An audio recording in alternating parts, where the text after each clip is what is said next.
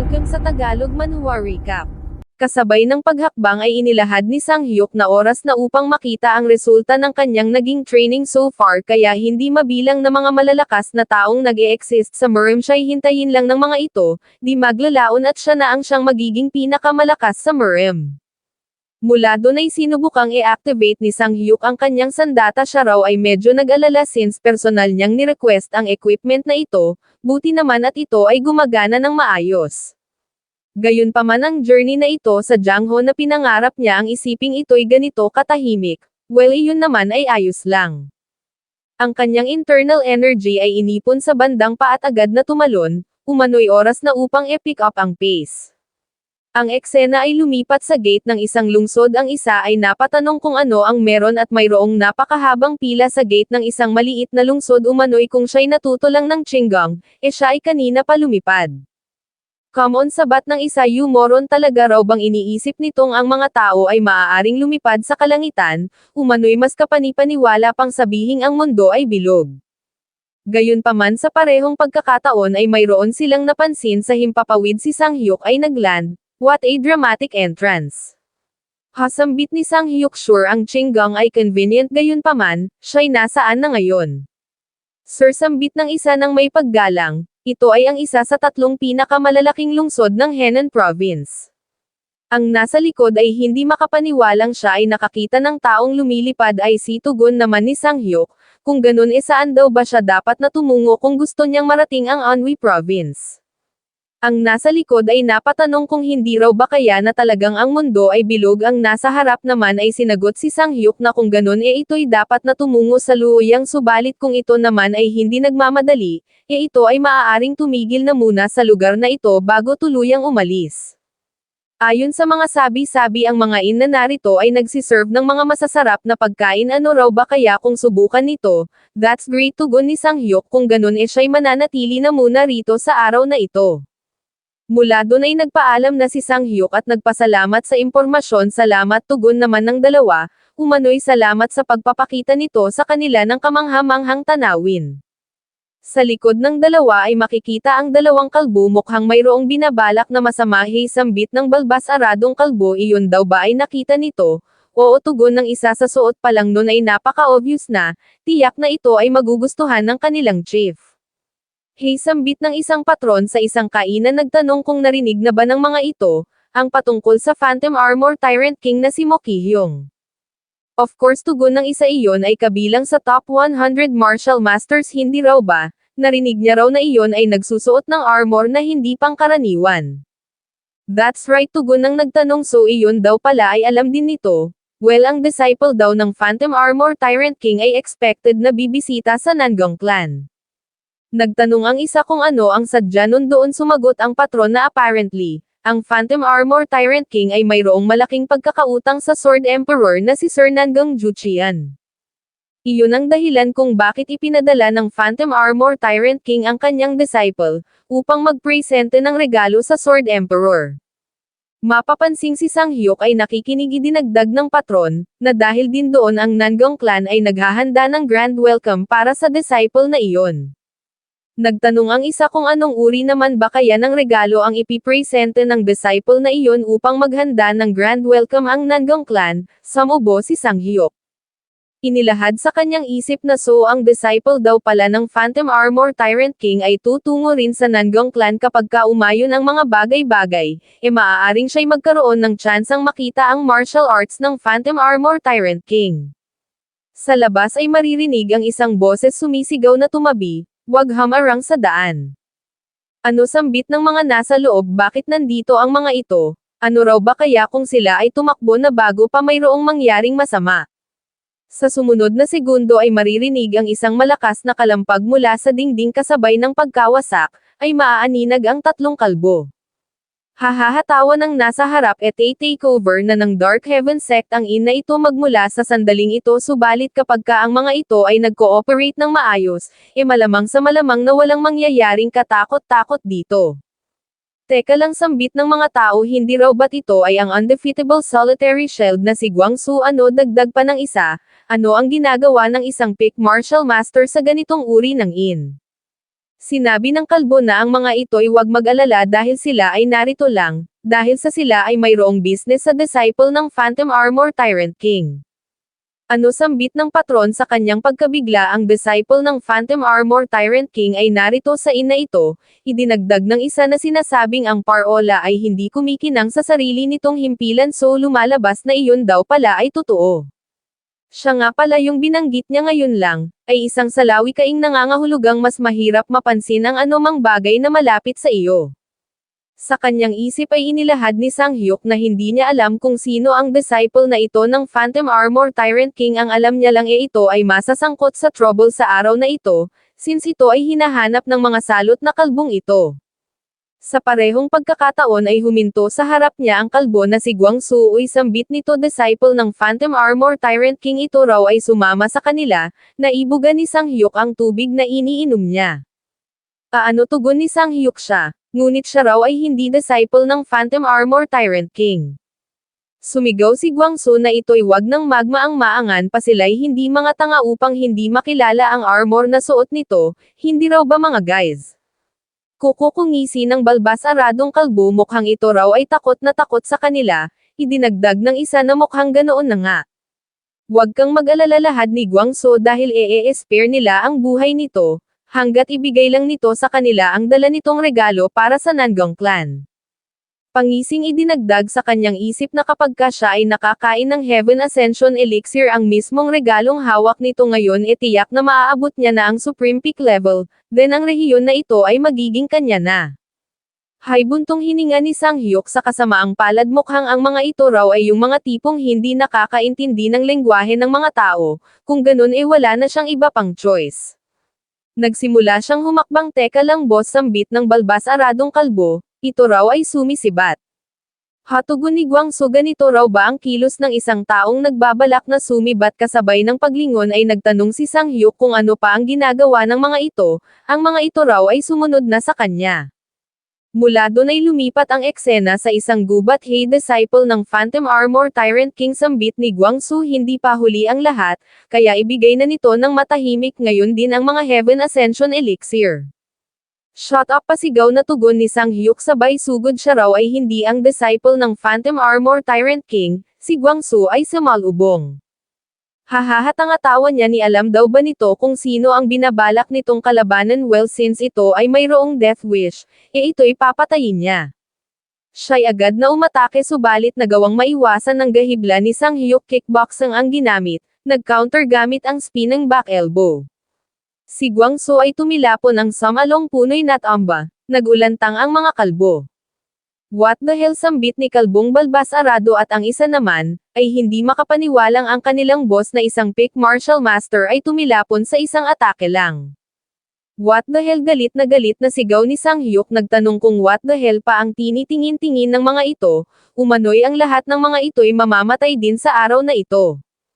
Ang mga kalbo ay nakapagpas siyang tumakbo, nagsihingi ng tulong. Sinabi ng isa na ang disciple ng Phantom Armor Tyrant King ay galit na, ubos boses na isinigaw ni Sang-hyuk na sinabi niya nang iyon ay hindi siya. Sa sumunod na araw sa parehong ay sinabi ng patron na siya ay nagtataka kung ano na ang nangyari dun sa disciple ng Phantom Armor Tyrant King kahapon, oo, tugon ng isa, maging siya raw ay nagtataka rin kung ano ang nangyari. Since iyon ay kinaladkad ng peak martial master na si Gwang-soo at ng mga kasamahan nun, siya ay dudang iyon ay makakatakas ng hindi nasasaktan. Nagtanong ang patron kung dapat bang i-report nila sa governor ang patungkol sa bagay na ito, kahit late na umano'y napaka-unfortunate, na ang isang young man na tulad nun ay naging biktima. Hey, tutol ng isa, papaano kung malaman ng mga iyon at mag-retaliate, sila pa ang mapapahamak, kaya mas maigi kung sila'y wag na lang makialam. Big news, bungad ng pangatlo nilang kasamahang kararating lang, nagtanong ang patron kung ano ang nangyari. Sumagot ang isa na ang undefeatable solitary shield na si Gwang-soo at ang mga kasamahan nun ay tinalo ng disciple ng Phantom Armor Tyrant King, ganito ang naitugon ng dalawa. Idinagdag ng isa na ang mas nakakagulat ang lahat ng mga iyon ay buhay subalit ang kanilang mga energy core ay nawasak, ni iyon daw ba ay posible? Sinabi ng patron na ang magawa nung malupig ang mga kriminal nang hindi pinapatay ang disciple na iyon ay talagang isang young dragon, isang dragon na chivalrous, isang chivalrous dragon.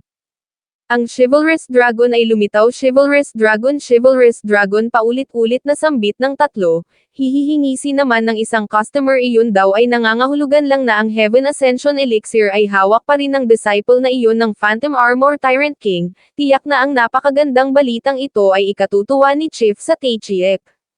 Samantala sa isang gubat naman kung saan naruroon si Sang-hyuk ay mapapansin ang kanyang pagkadismaya, siya raw ay hindi makapaniwalang ang ganoon kahihina ay umaasta ng ganoon sa isang napakamapanganib na lugar na katulad ng Murem. Ang mga iyon ay mas mahihina pa kaysa sa inaasahan niya, though yung isa ay isang peak martial master. Gayunpaman natitiyak niya rong ang mga Supreme Peak Martial Master at iba pang mga incredible na mga tao ay nasa kung saan lang at sino raw ba ang nakakaalam kung ang isang matanda o bata na makasalubong niya sa daan ay lumilikha ng impyerno sa mundong ito kung saan ang pagdanak ng dugo ay kung saan-saan, well hanggat siya raw ay hindi na ma-involve pa sa mga kalbong salot katulad nung kahapon siya ay ayos na. Subalit sa pareho ring sandali ay mayroong naramdaman si Sang-hyuk, na pabuntong hininga. Inilahad na ang mga ito'y tumigil na sa pagtatagot, lumabas na ngayon din. Hihihingisi ng isa, ito raw pala ay mas bata pa sa inaasahan niya. Sinabi ng isa na ito'y mukhang napakahina, si Sang-hyuk naman ay nagtanong kung who the hell ang mga ito raw ba ay mga perverts. Sinabi ng leader na ito ay mayroong dalang item na napakainam para sa katawan, tama raw ba? Baka naman daw maaari nitong i-donate sa mga nakakaawat mahihinang tulad nila. Disciple ng Phantom Armor Tyrant King, ano raw ba sa tingin nito? Fucking hell, tugon ni Sang-hyuk. Umano'y ilang beses niya nang sinabing siya ay hindi disciple ng Phantom Armor Tyrant King na iyon. Sa sumunod na eksena'y tinamaan ng sipa ang kalbo, bumagsak ng una ang ulo. You son of a bitch, sigaw ng isa. Mayroon daw ba itong idea kung sino sila? Umano'y itigil na nito ang mga ginagawa nitong kakaibang galaw, sumugod ang tatlong armado ng palakol. Gayunpaman si Sang-hyuk ay ngumisi lang at pumihit, nag-counter-attack sa naunang umatake gamit ang capoeira martial arts, bagsak. Ang sumugod ay mas dumami pa, subalit sila'y pinagtatatadyakan lang ni Sang-hyuk gamit ang basic consecutive kicks ng Taekwondo U-brat. Sigaw ng isa, ito raw ay mamatay sa kanyang palakol. Sa kasamaang palad ay nagawang makaiwas ni Sang-hyuk gamit ang capoeira martial arts, sabay na pinuntirya sa mukha ang dalawa't isinunod ang iba pang mga sumugod. Nagtanong si Sang-hyuk kung ito lang ba ang kayang gawin ng mga ito. Sinabi ng isa na sila'y nahihirapan dahil sa kakaiba nitong galaw. Shut up, tugon ni Sang-hyuk sabay sugod. Umano'y minamind niya lang ang kanyang sariling business, subalit ang mga ito'y nanggugulo, pues ang mga ito ay mamatay. Ang mga bandido ay nagsitakbuhan sa takot. Ito raw ay isang halimaw. Mapapansing ang leader ay kalmado lang na nakatayo, binigwasan ang isang bandidong patungo sa kanyang direksyon at ang kanyang mga kasama ay tinawag na mga walang silbi. Child, lahad niya kay Sang-hyuk. Ito raw ay gumagamit ng kakaibang martial arts, gayunpaman hindi nito kayang harapin ang isang master gamit ang mga techniques nitong wala sa ayos, subalit nagtanong lang si Sang-hyuk kung ano ang dinadaldal ng isang ito. Idinugtong ng bandit leader na ang essence ng isang true master ay nakasalalay sa kung papaano nito ginagamit ang kanyang internal arts. Hayaan nitong ipakita niya ang standard utilization ng internal arts. Kasabay ng pagsugod ay idinagdag na ngayon subukan nitong tanggapin ang atakeng ito gamit yung ridiculous nitong mga galaw, umatake gamit ang internal arts na tinawag niyang one-shot strike. Sa kasamaang palad ay nag-switch lang si Sang-hyuk sa boxing stance sabay release ng cross-counter. Muling nagtanong kung ano nga uli yung dinadaldal nito. Ang bandit leader ay bumagsak, lamog. Si Sang-hyuk ay naglapat ng tingin sabay baling sa ibang mga bandidong nauna nang bumagsak. Inilahad sa kanyang isip na hindi na kailangang spare niya pa ang buhay ng mga ito, subalit since ang energy core ng mga ito ay nabasag na, malamang sa malamang na ang mga ito'y hindi na makakapaghiganti pa. Ikinuyom ang kamay, idinagdag na gayunpaman ngayong siya ay isa ng Murem martial artist, ang pagdanak ng dugo'y hindi niya na maiiwasan pa. Samantala sa ibang dako naman ay makikita ang pagkasunog ng mga kabahayan sa isang partikular na village. Ang isang villager ay nagmakaawang spare ang kanyang buhay sapagkat siya raw ay mayroong asawa at mga anak. Sa kasamaang palad ang isang individual ay sumagot lang na iyon ay hindi maaarit. Ang kaawa-awang buhay ay kinitil. Dinilaan ang dugong nasa kanyang kamay inilahad na dapat daw kasi hindi na ito lumitaw pa sa harap niya, yun tuloy dahil sa inis niya napatay niya ang lahat ng mga tao ng village na ito. Lumalabas na ang individual pala na ito ay kilala bilang Fist Demon, isa sa notorious na Fist Palm Twin Demons, isang martial artist, na naabot na ang Supreme Peak level. Hey, sambit ng isa sila raw ay wala ng oras upang mag-full around pa rito, kailangan na nilang mahanap ang disciple ng Phantom Armor Tyrant King, bago pa nun marating ang Nangong Clan. Ang isang ito naman ay kilala bilang Palm Demon, isa sa Fist Palm Twin Demons, isa ring martial artist, na naabot na ang Supreme Peak level. Sumagot ang Fist Demon na wag itong mag-alala dahil siya'y nakakatiyak na ni hindi pa nun nararating ang luoyang. Nagtanong ang Palm Demon kung papaano nito nalaman, kasabay ng tawa ay sumagot ang Fist Demon na iyon ay dahil sa siya ay mayroong napakatalas na instinct. Hihingisi ng Palm Demon, siya raw ay hindi makapaniwalang sinasabi nito ang ganitong bagay, ang dalaway nagsimula ng humakbang ganitong eksena ang kanilang iniwan. Luoyang sambit naman ng isang individual sa ibang dako kung saan naruroon si Sang-hyuk, idinugtong na ang kailangan lang nitong gawin ay ang bagtasin ang direksyong ito ng at least kalahating araw pa, ano raw ba kaya kung sabay na lang sila since sila rin naman ay patungo sa direksyong iyon. Si Sang-hyuk naman ay agad na sumang-ayon, umano'y ang magkaroon ng kasama patungo doon ay ayos din. Well, dagdag niya sa kanyang isip, sa tingin niya ay dito na magtatapos ang panggugulo ng mga salot na iyon, subalit sa totoo lang sa ngayon siya ay napaka-curious na, kung sino ba talaga ang disciple na iyon ng Phantom Armor Tyrant King. Ilang sandali pa ay mayroon siyang napansin, isang pagsabog ang naganap, sa mismong locus yung kinaroroonan nila.